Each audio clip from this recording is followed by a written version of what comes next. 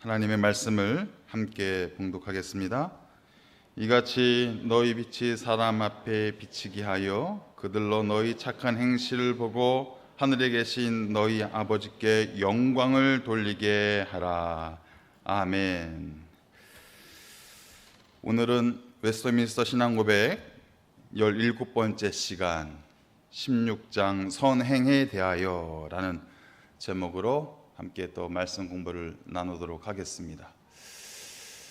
우리 사람을 보면요, 네 종류의 사람이 있는 것 같아요. 이 선행과 관련해서 네 종류의 사람이 있는 것 같습니다. 첫 번째 사람은 구원을 못 받았는데 나쁜 짓만 하는 사람이에요.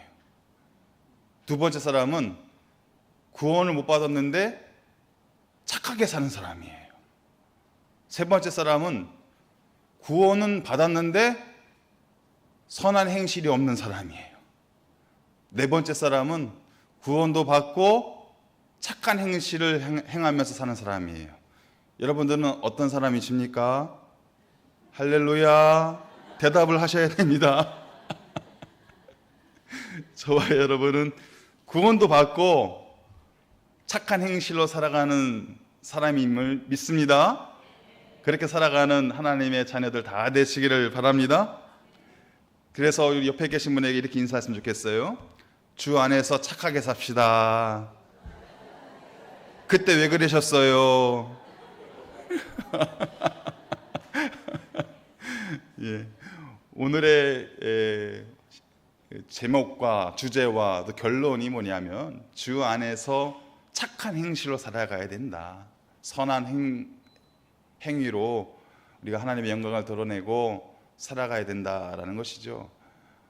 우리가 늘 찬양하지 않습니까? 좋으신 하나님, 좋으신 하나님, 선한 나의 목자 되신 하나님. 하나님은 선하신 분이잖아요.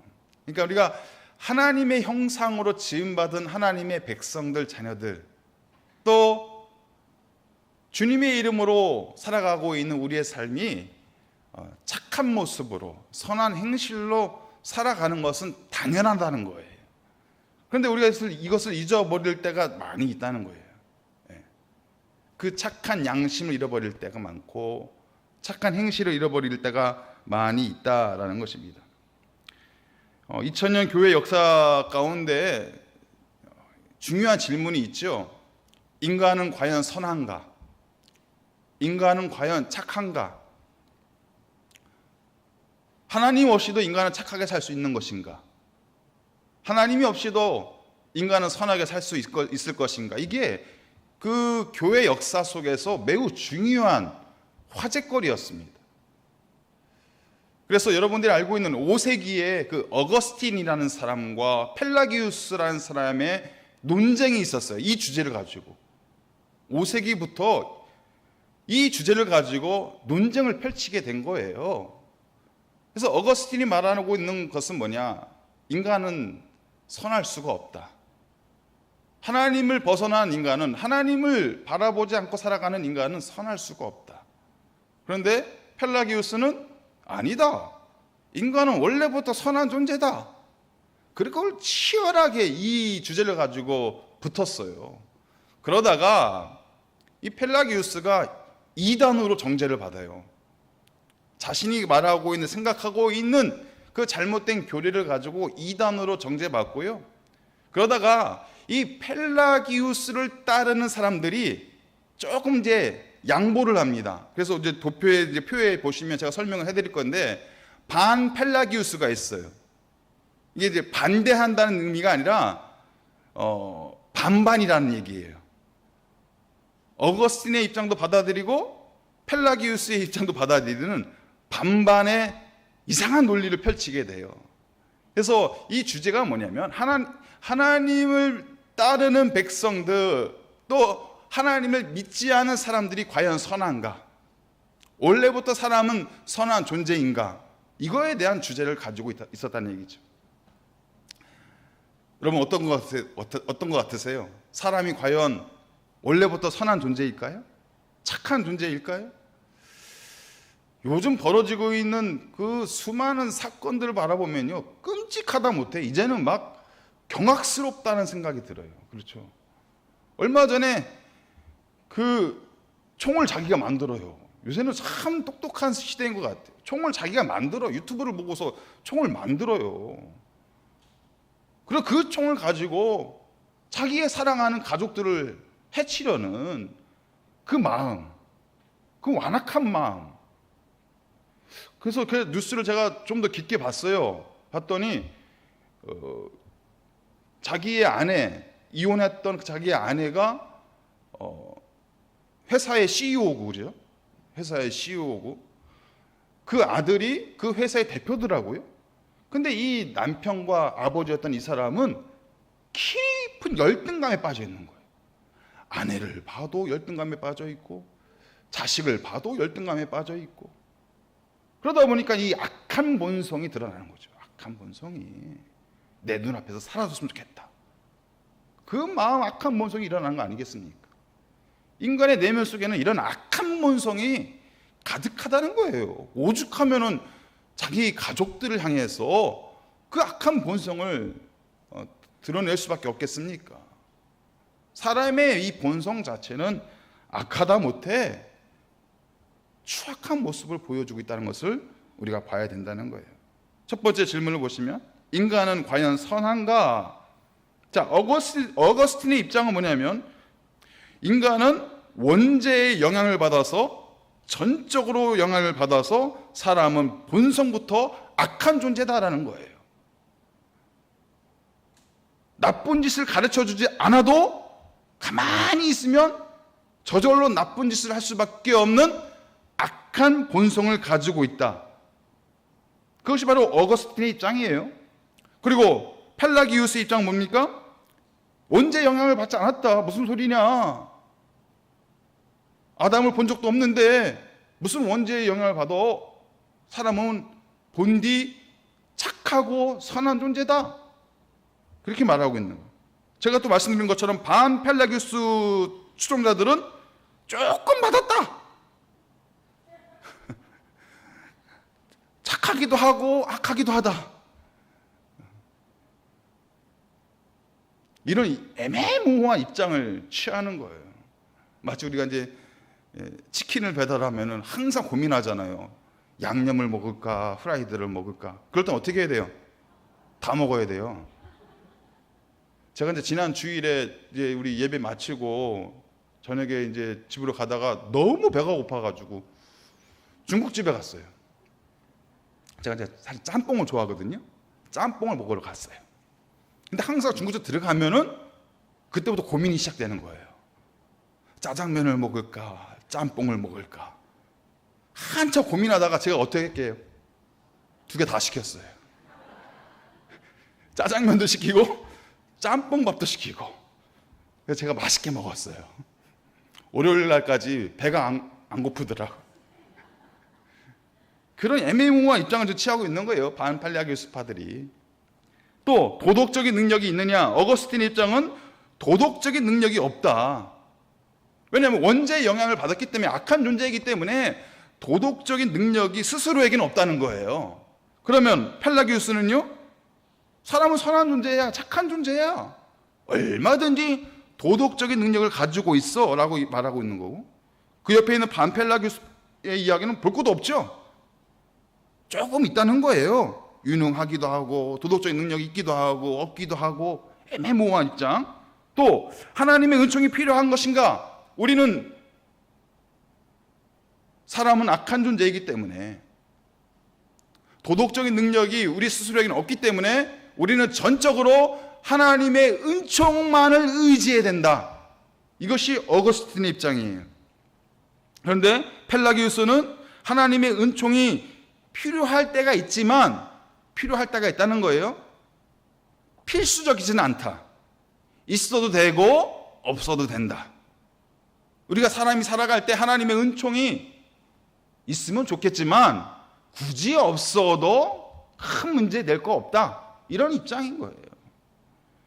또 반펠라기우스는 하나님의 은총은 필요하다. 근데 더 문제 있어요. 이 사람은 더 문제예요. 뭐냐면은 그 은총을 우리 사람이 선택할 수도 있고 거부할 수도 있다. 그러니까 누가 힘이 센 거예요? 사람이 힘이 더 센 거예요. 하나님은 막 복 주기를 원하시고 막 은총 주기를 원하시는데 사람이 그것을 취사 선택할 수 있다는 거예요. 그래서 어거스틴의 입장이 이어진 교회가 바로 개혁주의 교회, 바로 오늘날 우리 개신교, 장로교부터 시작한 그 개신교가 어거스틴의 입장을 받아들였고요. 펠라기우스의 입장을 받아들이는 주의가 인본주의, 자유주의, 하나님보다는 사람이 우선하는 인본주의 사상에 파묻혀 있는 이단 사상들이 이 사상을 받아들이고 있는 거예요. 그리고 애매모호한 거 있잖아요. 왔다리 갔다리 하는 거. 그것이 바로 교황주의, 천주교의 입장이에요. 그냥 자기 마음대로 해석을 하고 자기 마음대로 교리를 만들어내는 그런 애매모호한 입장을 취하고 있는 교회가 바로 교황주의, 천주교라는 것입니다. 자, 1번. 선행은 과연 그럼 무엇인가? 우리가 말하는 선행은 무엇인가? 첫 번째는 뭐냐면요, 사람이 만들어내는 선에 대한 가치는요 상대적인 거라는 거예요. 절대적일 수가 없다. 그러니까 우리가 생각하는 선은요, 사람들이 말하고 있는 이 선은 지역마다 달라요. 나라마다 달라요. 사람마다 달라요. 시대마다 달라요. 이 선의 기준이 그렇다는 거예요. 문화마다 다르고. 제가 이제 예전에 그 방글라데시에서 좀 산 적이 있는데 거기는 손으로 밥을 먹거든요. 여러분 손으로 밥을 먹어보신 적 있으세요? 얼마나 맛있는지 몰라요? 손으로 밥을 먹으면 이렇게 손으로 이렇게 먹어요. 근데 그 나라 사람들은 오른손으로 밥을 먹어요. 그럼 왼손은 뭐 할까요? 불결한 손. 왼손은 이거는요 용물을 본 다음에 왼손으로 닦아요. 왼손으로. 뭐 화장지로 닦는 게 아니라 왼손으로 닦는다고요. 불결한 손이기 때문에 그렇게 쓰는 거예요. 예. 그래서 항상 그 사람들은 오른손으로 밥 먹고 왼손으로는 자기 용물을 본 것을 뒤처리를 한다는 거예요. 제가 왼손잡이잖아요. 제가 모르고 이제 밥을 먹어야 되는데 왼손으로 밥을 먹은 거예요. 이 사람들이 볼 때는 어떤 상황이 되는 거예요, 지금? 도저히 납득이 안 되는 상황이 돼버린 거예요. 그러니까 이 기준이 다 다르다는 거예요. 제가 말씀드리고 싶은 거는 선에 대한 기준이 나라마다, 지역마다, 사람마다, 시대마다 다르다는 거예요. 우리가 말하는 선은 바로 그런 선이 아니라는 것입니다. 바뀌는 선, 상대적인 선, 그런 것을 우리가 의미하는 것이 아니라 절대적인 선이 어디에 있느냐? 그것이 바로 하나님께서 우리에게 주신 이 거룩한 마음들, 양심법이라고 하잖아요. 양심법. 하나님이 최초에 사람을 지으면서 누구의 형상을 따라서? 하나님의 형상을 따라서 우리를 지었잖아요. 그리고 우리는 다 거룩한 마음들을 가지고 있다는 거예요. 양심법이라는 것을 가지고 있어요. 근데 이 양심법이, 이 자연법이 언제 훼손이 됐어요? 아담이 죄를 범하면서 이 양심법이 훼손이 됐잖아요. 그 양심법을 다시 하나님께서 우리에게 명령하시기 위해서 뭘 만들었어요? 성문화된 법, 그게 십계명이잖아요. 그게 너희들의 깨져버린 양심을 이 십계명 말씀을 통해서 알려주시는 거예요. 그리고 십계명을 통한 수많은 율법들을 알려주시는 거예요. 그 법을 우리에게 주셨는데 그것만이, 하나님이 우리에게 주신 그 법만이 절대적인 법이다. 그거는 변함이 없다는 거예요. 여러분, 이 성경에 있는 하나님의 법이 바뀌던가요? 이 법이 성경이 기록해냈던 그 시점부터 지금까지 바뀌었을까요? 신기하지 않으세요? 수천 년 동안 이어져 내려왔던 이 성경 말씀에 나타났던 하나님의 법이 하나도 바뀐 게 없어요. 시대가 바뀌었는데, 나라가 바뀌었는데, 사람이 바뀌었는데, 환경이 바뀌었는데 하나님의 법만은 변함이 없다는 거예요. 하나님께서 이 법을 우리에게 주셨다는 거예요. 왜냐하면 우리의 양심법이 죄악으로 인해서 망가졌기 때문에, 그 장치가 망가졌기 때문에 이 법을 주셨다. 그래서 여기서 말하는 선행의 기준이 무엇이냐? 바로 하나님의 말씀에 있다는 거예요. 자, 1항을 한번 읽어보겠습니다. 1항 시작.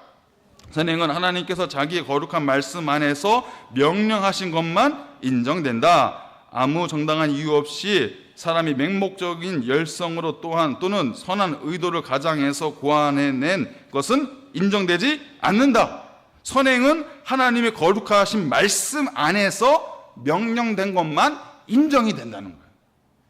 우리의 선행의 기준이 그래서 어디에 있어야 된다는 거예요? 내 마음?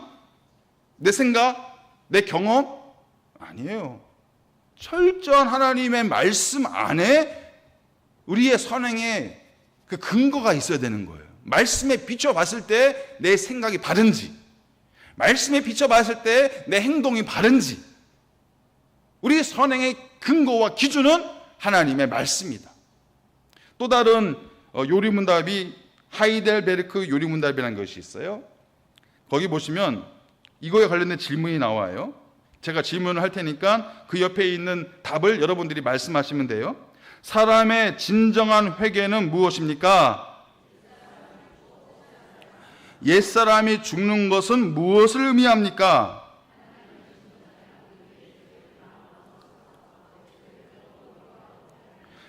그렇다면 새 사람으로 사는 것은 무엇입니까?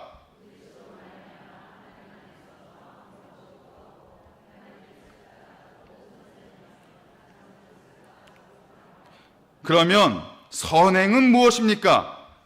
참된 믿음으로 하나님의 율법을 따라서 그의 영광을 위하여 행하는 것만을 선행이라 하며 우리 자신의 생각이나 사람의 계명에 근거한 것은 선행이 아님. 분명하게 말하고 있죠. 우리 자신의 생각과 사람들이 만들어 놓은 계명에 근거한 것은 선행의 기준이 아니라 하나님의 율법을 따라서 그의 영광만을 위하여 행하는 것만이 선행이다. 이것이 우리의 선행의 기준이, 성도가 생각하는 선의 기준은 바로 이런 것이다 라는 거예요. 자, 2번. 사람은 절대적인 선에 다다를 수 있는가? 사람은 과연 스스로 하나님의 절대적인 선에 다다를 수 있는가? 결론적으로 답을 말씀드리면 안타깝게도 사람에게는 그런 능력이 없다는 거예요. 절대적인 선을 추구할 수 있는 능력이 우리에게는 없다라는 것이죠. 4항 한번 읽어보겠습니다. 복종을 통해서 이 생에서 할 수 있는 가장 높은 정도의 선행에 도달할 수 있는 사람이라도 잉여분의 공덕을 세운다든가 하나님이 요구하시는 것보다 더 잘할 수 있는 것이 아니므로 그들이 마땅히 해야 할 의무를 다하기에 훨씬 못 미친다. 아무리 열심히 돌을 닦고 선을 추구하는 사람이라도 잉여분의 공덕을 세운다든가 하나님이 요구하시는 것보다 더 잘할 수 있는 것이 아니다라는 거예요. 하나님이 만들어 놓은 절대적인 선에 인간의 노력과 공로와 열심을 통해서 그 선의 기준에 도달하는 것이 아니다라는 것을 강조하고 있는 거예요. 왜 그렇다면 우리가 사람이 하나님이 만들어 놓으신 절대적인 선의 기준에 도달할 수 없는 것인가? 그 이유가 있어요. 마태복음 22장 37절에서 40절 말씀 읽어보겠습니다. 예수께서 이르시되 내 마음을 다하고 목숨을 다하고 뜻을 다하여 주 너의 하나님을 사랑하라 하셨으니 이것이 크고 첫째 되는 계명이요 둘째도 그와 같으니 내 이웃을 내 자신같이 사랑하라 하셨으니 이 두 계명이 온 율법과 선지자의 강령이니라. 우리가 절대적인 선에 도달한다라는 의미가 무엇이냐? 첫 번째는요, 하나님을 사랑하고 이웃을 사랑하는 이 모두를 충족시켜야 돼. 이게 우리가 말하고 있는 절대적인 선의 기준이에요. 하나님도 사랑해야 돼요. 그리고 이웃을 내 몸처럼 사랑해야 돼요. 하나님은 사랑하는데 내 이웃을 사랑하지 않아, 내 가족을 사랑하지 않아, 하나님의 절대적인 선의 기준에 미치지 못한다는 거예요. 성경에서 말하는 선의 기준이 바로 하나님을 사랑하는 마음과 이웃을 사랑하는 마음, 이 이웃이란 단어의 그 범위를 아시겠죠? 우리가 잘 알고 있는 내 옆에 있는 사람들뿐만이 아니라 우리가 부지 중에 만나는 수많은 사람들을 이 자비와 긍휼의 마음으로 바라보는 이 사랑의 마음. 그래서 하나님을 사랑하고 이웃을 사랑하는 이 두 가지가 완전히 충족될 때 하나님의 절대적인 선에 다다른다라고 말할 수가 있는 거예요. 또 하나는 뭐냐면 이 절대적인 선의 기준은 뭐냐면 완전함이에요. 완전함.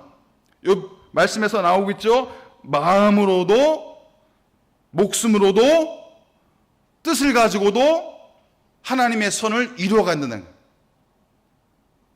하는 척 할 수 있다는 거예요. 착한 척 살아갈 수 있어요. 얼마든지 우리 착한 척 살아갈 수 있어요. 내 마음은 아닌데 착한 척 살아갈 수 있어요. 가면 쓰고.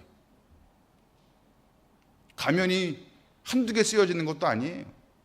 수십 개 쓰고서 마음은 안 그런데 겉으로는 착한 척, 선한 척, 예쁜 척 살아갈 수 있다는 거예요. 하나님 말하는 절대적인 선의 기준은 뭐냐? 완전한 선이에요. 마음으로도 생각으로도 뜻으로도 행동으로도 하나님의 선을 이루며 살아가라. 이것이 바로 절대적인 선의 기준이에요. 이러한 모습에서 잘못된 율법의 기준을 말하고 있던 사람들이 바리새인들이잖아요. 서기관들, 외식적인 신앙생활을 하고 외식적인 모습으로 하나님의 선을 추구했던 사람들, 그 사람들의 본보기가 말하고 있는 것이 바로 이러한 모습입니다. 진실된 선을 추구하고 완전한 선을 추구하는 것. 그래서 세상 사람들은 이걸 할 수가 없잖아요. 왜냐하면 하나님을 모르니까. 사람은 사랑한다고 얘기할지라도 하나님을 향한 사랑이 없잖아요. 그러니까 그들이 말하는 선은 완전한 선이 될 수가 없는 거예요. 절대적인 선이 될 수가 없는 거예요. 진정한 선이 될 수가 없다라는 것을 이 말씀을 통해서 우리가 생각해 볼 수가 있습니다. 이사야 64장 6절 말씀 보시면 이런 말씀이 있어요.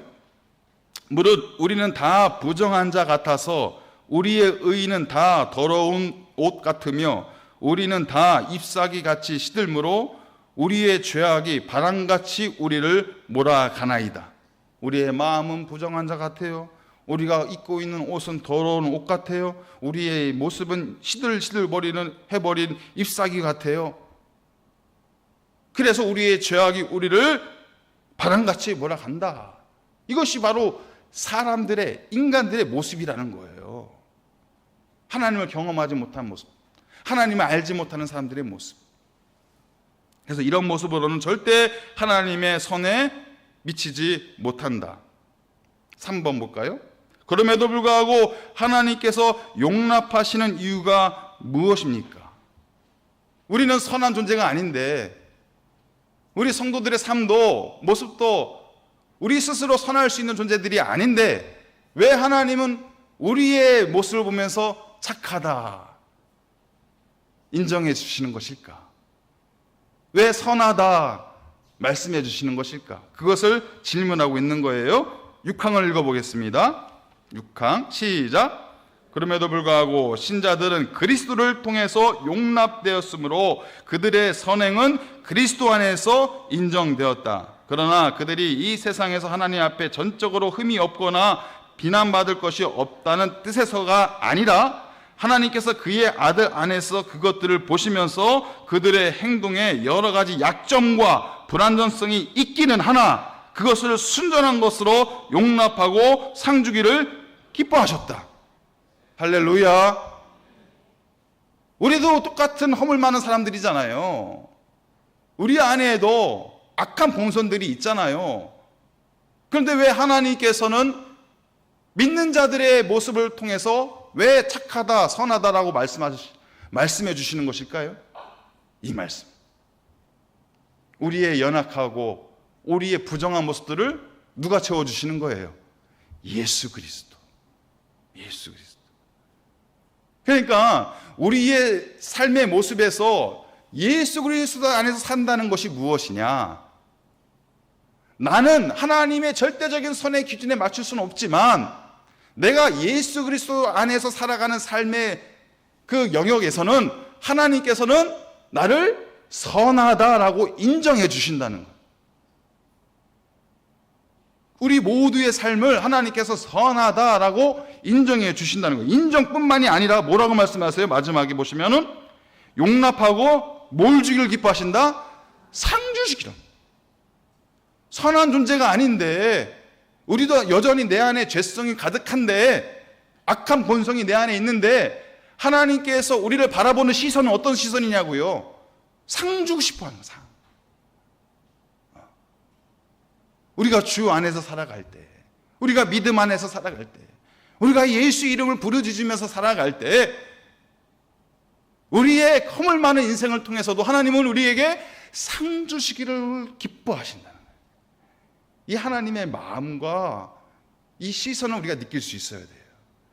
예. 여러분의 각자의 삶의 모습에서 하나님을 바라보며 나아갈 때 우리 안에 예수가 없다면, 내 삶에 내 생각 가운데 예수의 이름이 없다면 그것은 하나님이 영광 받으시는 삶이 될 수가 없다는 거예요. 오직 예수의 이름 안에 내가 살아갈 때 똑같이 허물 많고 죄 많은 인생이지만 그 인생을 통해서 하나님께서 용납해 주시고 인정해 주시고 상 주기를 기뻐하신다. 그러니까 예수를 믿어야 된다는 얘기예요. 이 좋은 예수를 왜 안 믿냐고요. 내가 예수 이름 믿으면 상상한 것 이상으로 내 인생에 풍성한 역사와 은혜가 일어나는데 하나님이 채우시고 또 채워주시는 그 상급이 많은데 그것을 알지 못하고 받아들이지 못하는 수많은 어리석은 사람들 있잖아요. 그래서 우리가 예수를 전해야 되는 거예요. 우리만 상 받을 수는 없잖아요. 우리 청년들이 지금 이 더위에 무주 땅에 가서 그 동네 방네 다니면서 어르신들 만나서 인사드리고 복음 전하고 하는 그 모습이 무엇일까요? 그 하나님이 주시는 벅찬 은혜, 하나님이 나의 허물을 용납해 주시고 상 주시길 기뻐하시는 그 마음을 아니까 그 마음을 함께 나누고 싶어서 나뿐만이 아니라 수많은 사람들도 그 자리에 함께 하기를 원하는 마음에 그게 바로 복음의 열정이고 구령의 열정이에요. 그 모습이 우리 가운데 있어야 된다라고 말하고 있는 것이죠. 4번 보겠습니다. 중생하지 않은 불신자도 그렇다면 하나님의 선행을 할 수 있는가? 뭐 답은 뻔하죠. 중생하지 않은 불신자, 하나님을 인정하지 않고 하나님을 영접하지 않은 사람들도 하나님이 말하는 그 선행을 할 수 있는 마음이 있는가? 자, 7항을 읽어보겠습니다. 시작. 중생하지 않은 사람들이 행한 일은 가령 그것이 하나님께서 명령하시는 일이며 그 자체로 자신들과 다른 사람들에게 사용가치가 있는 것이라고 할지라도 죄된 것이며 하나님을 기쁘게 하지 못하는 것이다. 그것은 믿음으로써 정결케 된 마음에서 나온 것이 아닐 뿐만 아니라 그의 말씀에 따라서 정당한 방법으로 이루어진 것도 아니며 하나님께 영광을 돌린다는 하는 옳은 목적에 따라서 한 것이 아니기 때문이다. 그러나 그들이 그것을 소홀히 하는 것은 더 죄가 되며 하나님께 더 불쾌한 일이 된다. 하나님을 알지 못하는 사람들이, 믿지 못하는 사람들이 착하게 사는 것은 선이 아니다라는 거예요. 저 사람은 교회 안 나가도 교회 다니는 사람보다 더 착하게 살아. 그건 착각이에요. 착한 척 보이는 것이지 그 내면에는 어떤 마음을 가지고 있는지는 아무도 몰라요. 아무도 몰라요. 내가 만족하는 상황 속에서는 얼마든지 선한 행동과 마음이 나오겠지만 내가 불편해지는 상황에서는 그 마음이 언제 돌변할지 모르는 거예요. 그 마음을 누구도 알 수가 없는 거지. 그래서 밑에 보시면 성경적인 선행의 세 가지 조건이라는 게 있어요. 하나님께서 이것은 선행이다, 선한 일이다 라고 인정해주는 성경적인 세 가지 조건이 있다는 얘기예요. 첫 번째는요, 믿음으로 행하는 선행이어야 된다. 믿음으로 행하는 선행이어야 된다. 아까 우리는 부정한 옷을 입고 있는 사람들이잖아요. 근데 이 부정한 옷을 정결한 옷으로 바꿀 수 있는 유일한 방법은요, 예수님 믿는 거예요. 예수를 믿어야 나의 부정한 인생이 정결하고 의로운 인생으로 바뀔 수밖에 없는 거거든요. 그러니까 믿음으로 행하는 선행이어야만 하나님이 받으신다는 거예요. 히브리서 11장 6절 말씀 보시면요, 믿음이 없이는 하나님을 기쁘시게 못하나니. 믿음이 없이는 하나님을 기쁘시게 못하나니. 저와 여러분들이 하나님을 기쁘시게 할 수 있는 방법이 있어요. 잘 믿는 거예요. 예수님 잘 믿는 거예요. 하나님을 잘 믿는 거예요. 유명한 일화가 있잖아요. 예전에 한경진 목사님이 노년에 그 남한산성에서 요양하고 계실 때 그 후배 목사님들이 인사차 찾아와서 목사님 저희에게 한 말씀 해주세요. 저희가 목회를 어떻게 해야 되는지 한 말씀 해주세요. 그러니까 한경진 목사님이 한 말씀 하셨잖아요. 목사님들 예수님 잘 믿으세요. 여러분, 그거만큼 우리가 붙잡아야 될 진리가 어디가 있겠습니까? 우리가 믿음으로 살아가는 거예요. 하나님을 기쁘시게 하는 일도 믿음으로 하는 거예요. 다른 재주로 하는 게 아니더라고요. 내 능력으로 하는 게 아니더라고요. 내 경험으로 하는 게 아니더라고요. 우리가 하나님 잘 믿는 것으로 하나님을 기뻐하신다. 그 말씀을 주고 있는 것입니다. 두 번째는요, 어떤 선행이어야 되느냐? 말씀으로 행하는 선행이어야 한다. 아까도 말씀드렸지만 이 하나님의 말씀이 우리의 선행의 근거가 되어야 되고 기준이 되어야 된다는 거예요.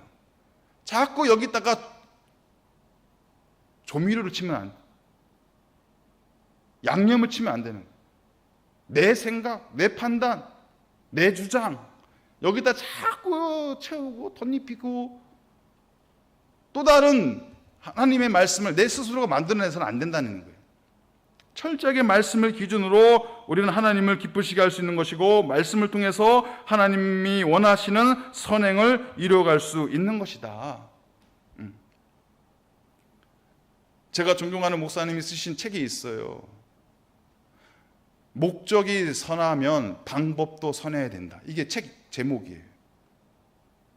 목적이 선하면 그 방법도 선해야 된다. 우리가 살아가는 인생은 하나님의 백성으로서 구원받은 삶을 살아가는 거잖아요. 우리가 천국 백성으로 살아가고 있는 것이잖아요. 그러면은 그 과정도 선해야 된다는 거예요. 과정도. 인생을 살아가는 이 시간도 우리는 선한 모습으로 그 합당한 모습으로 살아가야 된다는 거예요. 목적은 선한데 과정이 엉망진창인 사람들이 너무 많아요. 목적은 좋아요. 근데 그 목적을 이루어가는 그 방법들이 너무 죄된 방법들이 많이 있다는 거예요. 우리 믿는 사람들은, 그리스도인들은 목적이 선하다면 살아가는 방식도, 살아가는 태도도, 우리의 생각도 올바르어야 된다는 거예요. 세 번째는요, 하나님의 영광을 위한 선행이어야 된다. 하나님의 영광을 위해 된다. 하나님을 알지 못하는 사람들이 하나님의 영광을 위해서 내가 살아갈게요 라고 이야기한 거 들어보신 적 있으세요? 여러분들 주변에 착하게 살아가는 사람들 있잖아요. 교회 안 나오셔도, 하나님 안 믿어도 착하게 살아가시는 분들 있잖아요. 그분들이 내가 주님의 영광을 위해 살아가고 있어. 라고 이야기하시는 분 들어보신 적 있냐고요?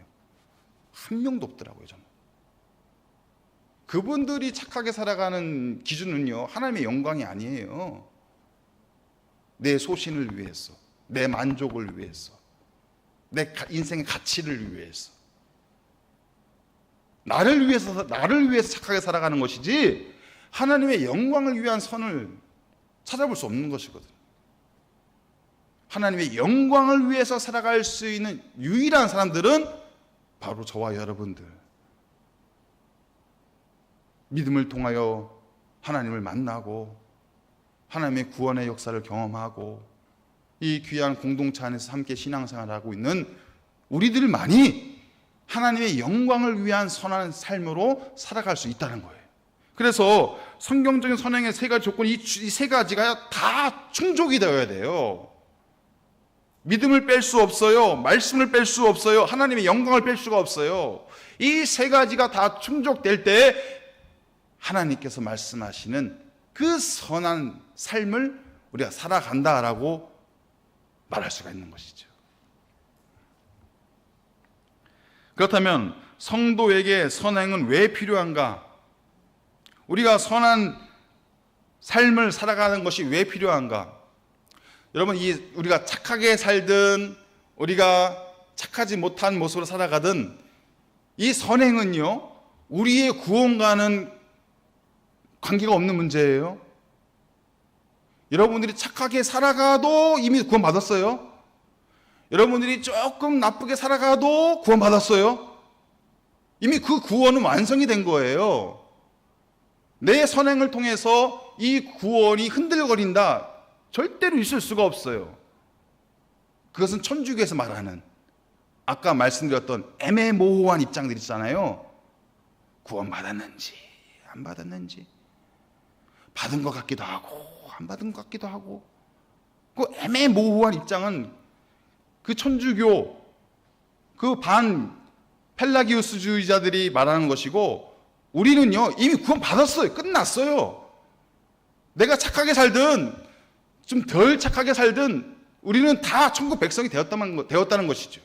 그렇다면 왜 우리가 선행으로 살아가야 되는 것인가? 그 이유가 있어요. 우리가 그리스도인들이, 하나님을 믿는 사람들이 선행한 착한 모습으로 살아가야 될 그 이유가 있다는 거예요. 2장을 읽어보겠습니다. 시작.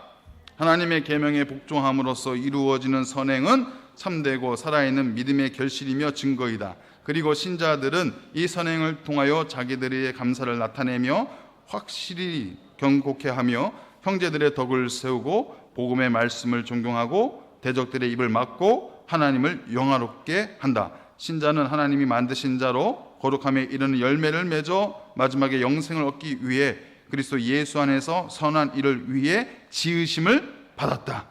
밑줄을 보시면 한 6가지 이유가 있는 거예요. 왜 우리가 선행한 모습으로, 착한 모습으로 살아가야 되는 것이냐?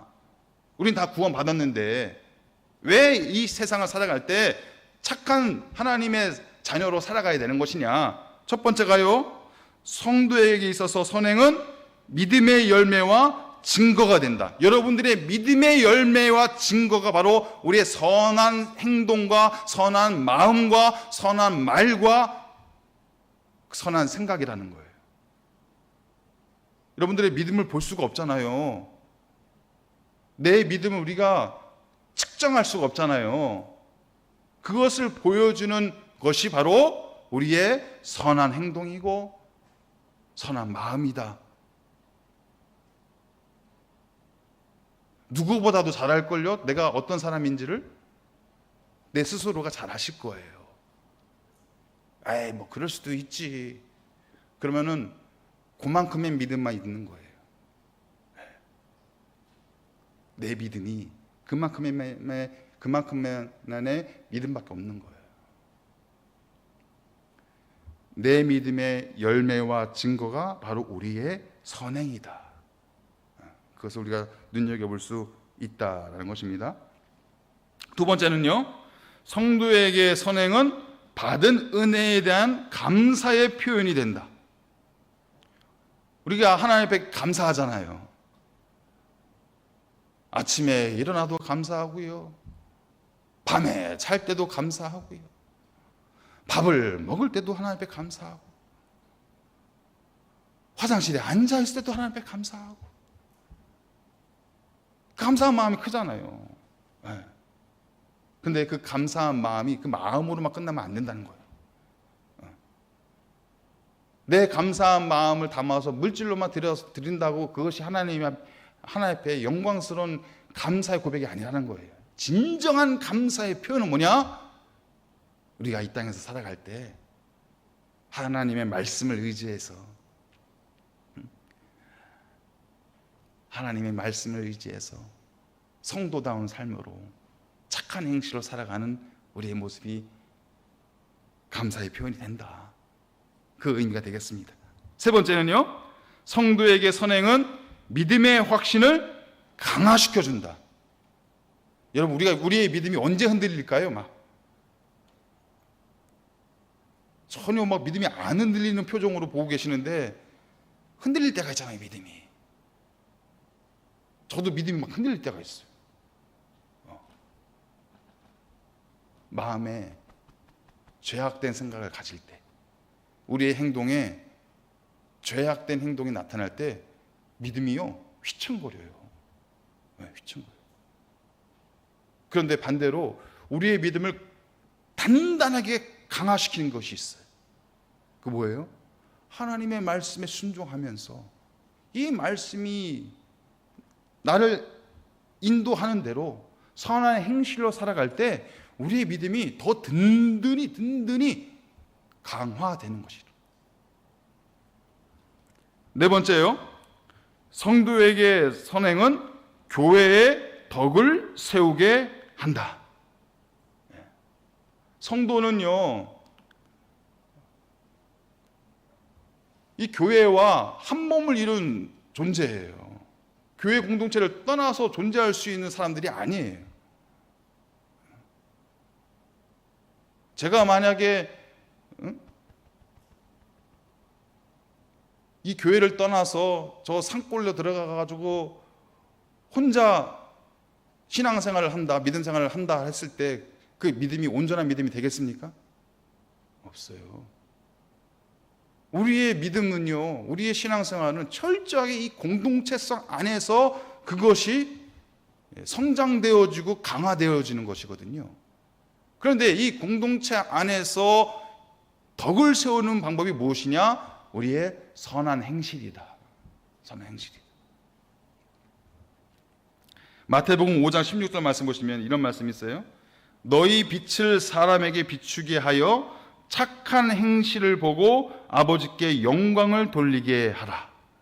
아버지께 영광을 돌리게 하라. 무엇을 통해서? 나의 착한 행실을 통해서. 이 덕이 된다는 얘기예요. 우리 각 사람의 그 착한 행실을 통해서 그 사람들이 하나님 너무 좋아요. 우리 교회가 너무 좋아요. 저를 위해서 저렇게 땀 흘리면서 수고하시는 분들이 있는데 저분들의 그 모습 볼 때마다 제가 동네 중앙교회 교인하는 것이 너무 좋아요. 그런 마음을 품을 수 있도록 우리가 선한 행실로 살아가야 된다는 것이죠.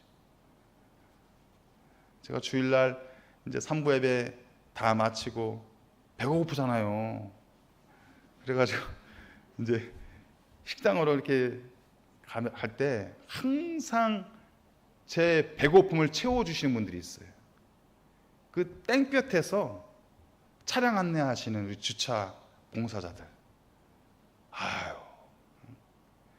그분들 모습 보면요, 막 배가 고파가지고 막 달려가다가도 그분들의 모습만 보면은 다 채워진 것 같아요. 그 은혜가, 그 감동이, 그 땡볕 밑에서 땀 흘리면서 애쓰고 수고하시는 그 모습을 보면은 그 감동이 이루 말할 수가 없어요. 그러면서 또 그걸 또 불평하지 않아요. 그러면 어떤 분은 그러더라고요. 오늘 참 시원해요, 날씨가. 이렇게 말하시는 분도 계세요. 그게 뭐예요? 그분들의 착한 행실을 통해서 그것이 덕이 되고 그 덕을 바라보면서 하나님께 영광을 올려드리는 우리의 교회의 모습이 된다는 것이죠. 또 중요한 이유가 있습니다. 왜 성도에게서 선행이 필요한가? 다섯 번째예요. 성도에게 선행은 대적들의 입을 막게 한다. 여러분들이 우리가 선하지 못한 행동과 마음을 갖도록 누가 호심탄탄 노리고 있을까요? 그 빈틈을 노리고 있는 악한 존재들이 있어요. 우리의 대적들, 악한 영혼들은요, 우리의 빈틈을 호심탄탄 노리고 있어요. 호심탄탄. 그거만 발견됐다 하면은요, 그냥 가차 없어요. 여러분, 이 신앙적으로 무너지시는 분들이 보면요, 뭐 엄청난 이 사고를 쳐가지고 무너지신 분들은 별로 없어요. 사소한 문제, 아주 사소한 문제, 그 빈틈이 나오는 거예요. 빈틈. 그러면 그 빈틈을요 가만 놔두지 않아요. 그런데 우리의 선행을 통해서, 우리의 말씀 앞에 순종하는 선행을 통해서 뭐라고 말씀해요? 대적들의 입을 막게 한다. 틈을 보이지 않는다는 얘기예요. 틈을 보여주지 않는다. 여섯 번째, 성도에게 선행은 하나님을 영화롭게 하는 것이다. 요한복음 15장 8절 보시면은 이런 말씀이 있어요. 너희가 열매를 많이 맺으면 내 아버지께서 영광을 받으실 것이요 너희는 내 제자가 되리라. 너희가 삶의 열매를, 믿음의 열매를, 생활의 열매를 많이 맺으면 내 아버지께서 영광을 받으실 것이요. 누가 하신 말씀이에요? 예수님께서 우리에게 하신 말씀이에요. 예수님께서 우리의 선한 행실을 통해서 하나님이 영광을 받으신다. 그렇기 때문에 성도의 존재의 목적은, 또 성도의 성도가 선행을 해야 되는 이유는 이런 여섯 가지 이유를 구체적으로 제시해주고 있다는 것입니다. 그러니까 착하게 살아야 돼요, 안 살아야 돼요? 할렐루야. 아까 우리 처음에 인사했던 것처럼 주 안에서 착하게 삽시다. 하나님이 보시기에 주 안에서 착하게 살아갈 수 있는 우리 모두가 되시길 바랍니다. 여섯 번째, 그렇다면 선행은 어디에서 나오는 것인가? 아까 처음에 시작할 때 우리는 어떤 존재라고요? 전적으로 타락한 존재라고요. 우리 스스로는 선행을 추구할 수 있는 존재가 아니라고요. 그렇다면 이 선행의 능력은 과연 어디에서 나오는 것인가? 우리가 착하게 살아간다고 했을 때 우리가 과연 어떤 방법으로 착하게 살아갈 수가 있는 것인가? 선한 삶을 살아갈 수 있는 것인가? 사망에서 말씀하고 있습니다. 읽어보겠습니다. 시작. 선행할 수 있는 힘은 조금도 그들 자신에게서 나온 것이 아니라 전적으로 그리스도의 영에서 나온 것이다. 또한 선을 행할 수 있으려면 이미 받은 은혜 이외에 동일한 성령의 실제적 영향이 필요하다. 이 영향을 받아서 하나님이 기뻐하시는 것을 원하고 행하게 된다. 그렇다고 해서 성령의 특별한 역사가 없이는 아무 의미를 실천할 필요가 없는 것 같이 생각해서 태만에 빠져서는 안 된다. 오히려 그들 안에 있는 하나님의 은혜를 분기시키도록 노력해야 할 것이다. 우리가 선하게 살아간다는 것은 우리의 의지로, 우리의 힘으로 살아가는 것이 아니라 뭐라고요? 그리스도의 영, 그리스도께서 우리를 충만하게 채워주셔서 하나님의 말씀 앞에 순종할 수 있는 하나님의 자녀로 만들어 가신다. 예수의 영으로 충만해야 된다. 여러분, 가지가 열매를 맺기 위해서는 어디에 붙어 있어야 돼요? 나무에 붙어 있어야 되죠. 가지가 나무에서 떨어져 버리면 절대로 열매를 맺을 수가 없습니다. 열매가 있기 위해서는 철저하게 나무에 붙어 있어야 돼요. 우리가 열매를 맺기 위해서는 누구에게 붙어 있어야 돼요? 예수에게 붙어 있어야 되는 거예요. 예수의 영에서 영양분이 우리에게 공급이 되어서 우리가 합당한 성도의 열매를 맺어갈 수가 있다는 거예요. 또한 뭐라고 말씀합니까? 둘째는 성령의 실제적인 영향, 성령의 역사. 성령의 역사가 일어나야 된다는 거예요. 우리 안에서. 성령 체험이 중요하다는 거예요. 성령 체험. 여러분, 우리가 언제 성령 체험합니까? 하나님 앞에 나와서 부르짖고 기도하고 찬송하고, 그럴 때 하늘문이 열리고 성령이 우리 가운데 충만히 기름 부으심이 있잖아요. 그 기름 부으심을 느껴야 된다는 거예요. 제가 우리 목사님들과 함께 이런저런 사역에 대해서 의논을 할 때 예배에 대해서 엄청나게 강조를 많이 하거든요. 우리의 예배가, 우리 목사들이 동네 중앙교회 예배를 어떻게 생각해야 되냐, 성령의 기름 부으심이 있는 예배, 성령의 기름 부으심이 있는 예배, 성령을 체험하고 성령을 만나고 성령의 기름 부으심을 경험하고 이 성전문을 나가는 성도님들의 모습을 우리가 기대하면서 바라보면서 이 예배 준비에 우리가 더 힘써야 된다, 그것을 강조하거든요. 여러분, 성령을 경험해야만, 성령을 느껴야만, 성령을 체험해야만 세상에서 나아가서 그 영적인 전쟁에서 우리가 버텨내고 이겨낼 수 있는 거예요. 내가 얼마나 성령을 경험하고 있지? 성령을 느끼고 있지? 성령을 체험하고 있지? 그것을 우리가 늘 우리 자신에게 질문을 해야 돼요. 질문.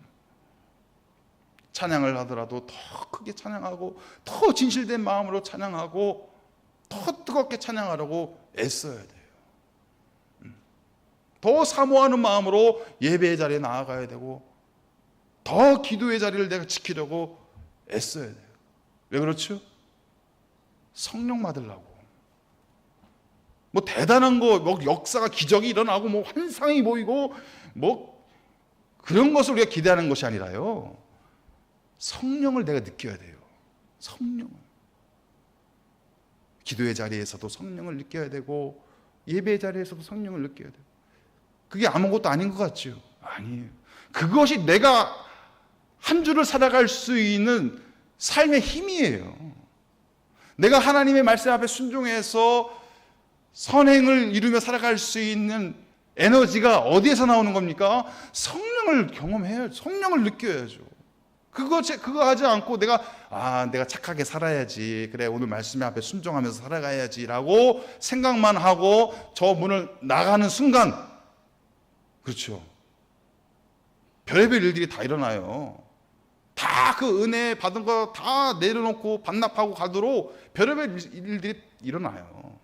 그 순간순간마다 우리의 마음을 어떻게 지키겠어요? 우리의 악한 본성을 어떻게, 그 악한 생각들을 어떻게 지켜낼 수 있겠어요? 성령을 체험하고 경험하고 성령을 의지하고 살아가는 것이 중요하다. 그래서 이 말씀을 그 6번에서 하고 있는 것, 사망에서 하고 있는 것입니다. 그리스도의 영으로 충만해야 되고, 성령의 실제적인 역사. 그래 성령 있어, 이걸로 만족해서 안 된다는 거예요. 성령의 실체적인 역사를 여러분들이 느끼셔야 돼요. 내 인생을, 내 영혼을 하나님께서 성령으로 채우고 있구나. 내 가정과 내 일터와 내 삶의 자리를 성령께서 주장하고 있구나. 그걸 내가 실체적으로 느껴야 된다는 거예요. 실제적으로.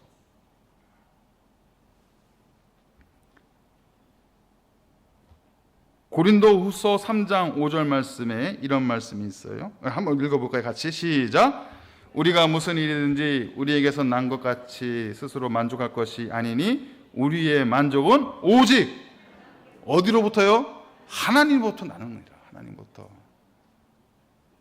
하나님부터 우리에게 부어지는 거예요. 누구의 이름으로? 예수의 이름으로, 성령의 기름 부심으로 하나님부터 우리에게 부어지는 거예요. 그 예수 이름, 성령의 이름을 붙잡고 의지하셔서 하나님이 보시기에 주 안에서 착한 행실로 살아갈 수 있는 우리 모든 분들 되시기를 축복합니다. 그 밑에 마지막 결론 함께 읽고 마치도록 하겠습니다. 시작. 그리스도의 이름을 부르며 모든 선한 일에 열매를 맺자. 아멘. 하나님 아버지 감사합니다. 오늘 선행에 대해서 귀한 말씀을 나누게 하시고, 내가 어떤 믿음의 삶으로 살아가고 있는지를 돌아보게 하시고, 우리가 하나님의 마음에 합당한 자로 착하고 충성된 종으로 살아가기 위해서 예수의 이름을 붙잡고 성령을 의지하며 살아가야 하는 그런 삶이 될 수 있도록 우리가 마음에 새기고 나아가게 하심을 감사합니다. 하나님, 부족하고 연약하고 허물 많고 죄 많은 인생이지만 이런 우리를 통해서 하나님의 영으로 채워주시고 예수 그리스도의 보혈로 덧입혀 주셔서 하나님이 기뻐하시는, 또 하나님 앞에 영광을 올려드릴 수 있는 아름다운 성도의 삶을 살아갈 수 있는 우리 모두가 되게 하여 주시옵소서. 우리 각 사람을 통하여서 하나님 홀로 영광받아 주시옵소서. 감사하며 예수 그리스도 이름으로 기도하옵나이다. 아멘.